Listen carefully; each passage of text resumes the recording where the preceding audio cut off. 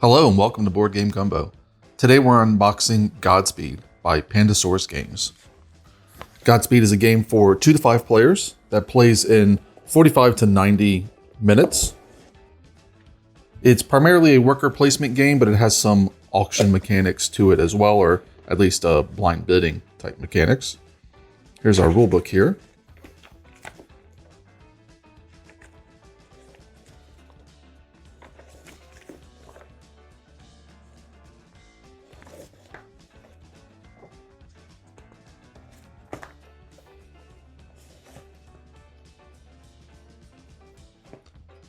So during the course of the game, you're going to play 10 rounds, going through these 4 phases: the High Council, Supply Depot, player actions, and then the resolution phase, which is essentially just cleanup.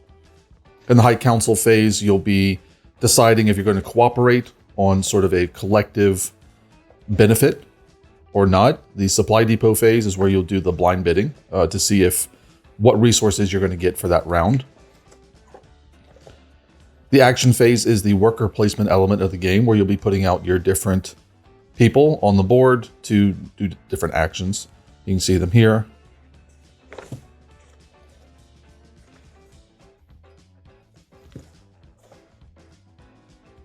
And then finally, the resolution phase, where you'll be taking back your workers, generating resources, that sort of thing. You'll play a total of 10 rounds, and then you'll determine the winner by points, which you can get in a couple different ways.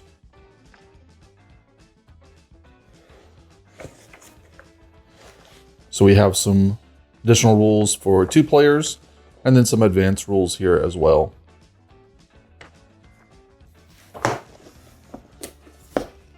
Here is our game board. Just go ahead and take a look at real quick. I really like the layout of the game board in particular. You've got sort of your different phases. So here's your High Council, then your Supply Depot, and then your action phase would take place over here. We've got sort of our different scoring tracks here. They're not really scoring, they're more like influence tracks that you'll be going up during the course of the game, but they do get you points if you are the highest up there. And then the round tracker there at the top. Let's take a look at what else we have here. Got quite a bit of chipboard in here. So this is the retail version of the game. There is a Kickstarter version where a lot of this would have plastic components instead, but this is the retail version. Here we have cardboard for money. That's what these little pieces are. And then our different resources. Obviously we need rockets, because how else do we get there? Some radio equipment, random green gems that you find on alien locations, rovers. Here, this is all really good cardboard. It's thick, it punches out easily, double-sided. Got a tiebreaker token here and a first player token, and then our round tracker is this little moon here. Each nation has its own player board, so here is the USA playboard here. I believe they are all the same. Let's go and take a quick look at them once we get through a couple of them.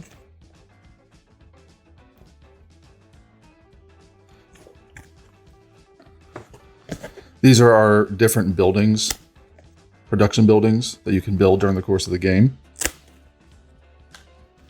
So each sheet here is one faction. So everything you see on this sheet is for the USA faction. All these buildings are the buildings that they can build during the course of the game. So you have a tile for each one, and those will just sit off on the side until you decide to build them.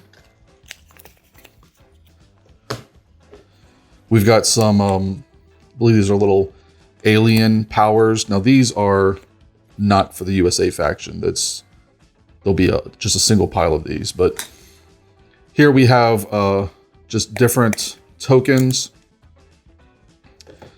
Your flag token will denote if you complete an objective. It'll go out onto the board to show you completed the objective, and it'll be worth points at the end of the game. And then this little tracker here, which you can see you have 4 of, goes over here on this board and keeps track of the 4 different paths, essentially. And then finally, you have tokens for your workers. Each faction has the same 5 workers. They all have the same back, so you can kind of hide them when you're playing them, because this will be one of the ways that you will bid on resources in that supply phase. You can use your workers here to add value to your bid. So if you use your ambassador, he's worth 7, and then the rest of them are worth fewer points than that. But these are also how you activate sections in the worker placement phase, so you kind of don't want to use all of them on the supply phase. And then we got more cardboard. Again, each one of these boards, except for these little alien powers down here, are going to be one faction. So here is all of the Russia faction, the European faction, let's see, that's Japanese faction, and the India faction, I believe. I could be wrong on that. The rest of what we have in here, let's see, we have some plastic pieces here. Actually not certain what these are used for, but they do look nice. Nice little crystal pieces. They're actually different sculpts, as you can maybe tell. We got score sheets, plenty of score sheets. We got some little cheat sheet cards here, this is one of the things that I really think every game should come with now. Just these easy to hand out, easy to reference cheat sheets. You got your round order on it on one side, and then how you score points on the back side. Just really simple, but really useful. And then we have some packs of cards back here. So there are several types of cards, and you can probably see that because of the game board. There's a couple different void spaces that are in the size of these cards, like over here and also right here. Let's go ahead and take a look at which ones these are. Okay, so these are exploration cards. There'll be a deck of these cards out, and this will be part of the worker placement aspect of the board. There's actually a spot very at the top right corner there where these cards will be. And these are locations that you can essentially put out, and you gain resources, and then you occasionally gain some other type of advantage down here. This is the exploration statistic, I guess is what you would call it, down here that you're tracking going up and down. As you can see, there's 4 of them. So this one would advance yours 2 places. And again, that's one of the ways that you score points. This, by the way, on the top here is the cost. You got that wrong. So if you want to play these out, you pay this cost, and then you'll get whatever's at the bottom, including that advancement on that track. And there's a deck of these for the 4 different attributes down here. So here you've got the deck for the blue one, which looks like technology, and they're going to work the same way. You pay whatever down here, and then you get whatever's here. This looks like a permanent bonus, perhaps. And this one also advances you on a couple different tracks instead of just the one. But you can see in general how these would work. These other cards that we opened are the High Council cards. And again, that's part of the round structure. There's 4 different things you do during each round. The first is the High Council, which will be one of these cards. You're going to flip one of these cards over, and then you're going to determine if you're going to do this collectively. It is a competitive game, but this is the one aspect where you can choose to do things collectively. This one's called Apollo 13. The American craft carrying the samples and artifacts back to Earth had complications upon re-entry. An emergency meeting is required. Each player will decide if they are going to contribute to this, and that is hidden information. So basically, you'll take one of your workers or not into your hand, and then all players will reveal. Any player who did not contribute to this High Council will get the failed response, which it looks like they move down 2 spaces on any one of the 4 tracks. If every player contributes, then every player will get the successful response, which is 1 card. So one of the 4 cards from the worker placement aspect of the game. And then if Anybody who doesn't contribute will get this lose. And then if you did contribute, but not everybody contributed, nothing will happen to you. But that's one phase of the game, and that's the cards for that phase. So here we have some more of our buildings that we can create. Again, here are the defensive buildings. This is going to be the same as the last two decks we saw, just focused on that defensive aspect. And finally, I don't know if this is economy. I believe it's economy. But more buildings that you can build. Here are the cargo hold cards. This is essentially your starting resources. So at the start of the game, you'll take a number of these -1, and then you'll add the tiebreaker card in. So if you have 4 players, you'll end up having 4, one of which will have the tiebreaker, and then you'll shuffle them up and deal them out.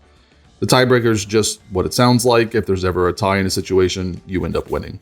And I believe it can rotate around the board, so it's not always the same player. Our last deck of cards here. So here are the supply depot cards. There are different levels to them because you will play through 3 different phases. So these will only be used in the 3rd phase. And there's also a player limit on them. So if you're not playing with 4 or more players, if you're only playing with 3, you wouldn't include this one. But the way that these work in general, and these all appear to be supply depot cards.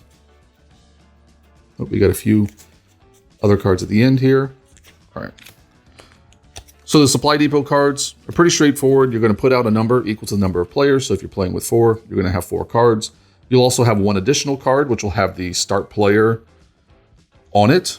Actually, I believe you use the token itself. So the first player token will actually be out on the board as well. And that's one of the options you can choose whenever you do this. So you'll have 4 cards out, and then you'll do a blind bid. And when you're doing blind bidding, you can include your workers for the value that they are. So again, the ambassadors worth 7, the rest are worth 4 or less. And you can also include resources, and each resource will bump you up by a total of 1. That is done in secret, and then all the players reveal, and whoever's bid the most gets to choose first, either from one of the supply cards, and then they'll gain the benefit of that supply card, or they can choose the first player marker and become first player for the next round. At the end, there may be 1 card left over, because if, let's say, the first player to chooses the first player marker, and then the other 3 players choose supply cards, there's 1 left over. If there's a supply card left over, then whoever bid the most gets to take that supply card. If everybody takes supply cards, then that first player doesn't get anything else in addition to that. But that's how the supply works. And again, that's the 2nd phase of the game before you go on to the 3rd one, which is the worker placement. The last few cards here we have for the different phases of the game. So you play through 10 rounds, but you'll switch phases basically every 3 rounds. So round 1 to 3, you'll be playing under one of these cards, and then round 4 to 6 under a 2, and then finally 7 to 9. And these are objectives that you can choose to complete, and that's where those little flag tokens that we saw earlier come in. There'll be one of these cards out on the board per phase, so 1 level 1, 1 level 2, 1 level 3. If you complete this objective during the game, you will put your flag on it, and then at the end of the game, you get an additional 3 victory points. Lastly, or 2 more things, but these are just more of those science cards. But so the last thing we have are just private objectives. These will just be dealt out to each player at the beginning of the game, and these are hidden objectives that you can complete, and when you do, you'll gain certain resources. It's just something to kind of incentivize you to do a particular action first. And that's it. That's everything you get in Godspeed. Again, you'll play through 10 rounds and then count up your final VP to determine who the winner is.